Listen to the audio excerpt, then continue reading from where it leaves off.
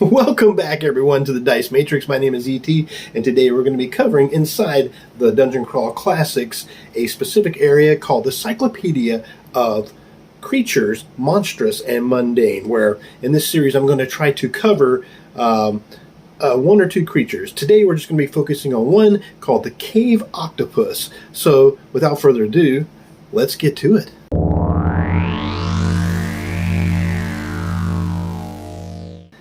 And here it is, the Cave Octopus. Now I've got my little pad here, the digital version, the PDF, of course, of the DCC, and we're going to cover the stats here. So the Cave Octopus has an initiative of -2, an attack, which is its tentacle at +2 melee.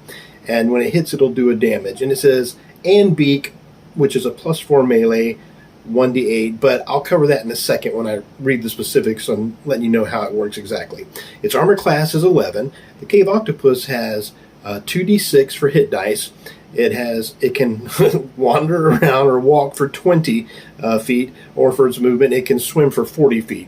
It has 8, because it has 8 tentacles, it has 8 action dice, which is all d20s, and it has a special ability called, or special power called Grasp, 1d4, which I'll cover in a second when I read the actual specifics.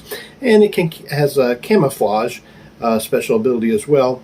And here's the saving throws. It has +2 for fortitude, -2 for reflex, and for will it has +2.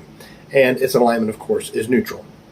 Okay, so to recap, basically the octopus is going to take 8 attacks against one character, most likely. I'm sure if in the second round, if one's kind of pinned down already and then other people try to intercede, the judge can, decide to attack and try to pin down another one and get a bite on them to mix it up or whatever. But basically it's going to come all in on one player, try to use as many tentacles to slap it down, to control it, to grapple it, and then if successful, it's going to come in for a bite, and it's just going to be a terrible time for that player, and everybody else is going to be trying to free up that one player that's trapped in it.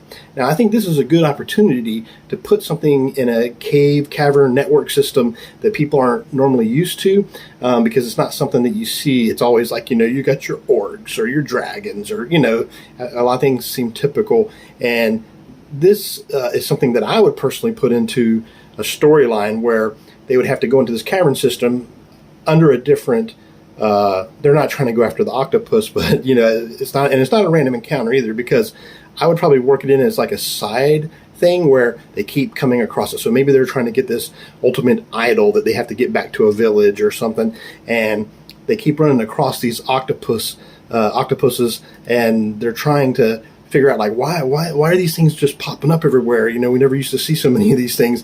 And then you can have like some big great deity to come in and say, it's like the Lord of the Octopuses, and they have to go on a whole quest after about 5 or 6 or 10 other quests on their normal adventures to figure this out, what's going on, and now they have to stop this greater evil. Anyway, it sounds like a fun monster to put in, and I'm going to try to do some more videos, and sometimes I might cover 2 monsters or 1 monster, but I've had a real good time talking about this, and I hope that you get a chance to try to use the Cave Octopus out of the DCC Cyclopedia of Creatures, Monstrous, and Mundane, and I'm going to try to cover more, like I said. And so, yeah, that's it.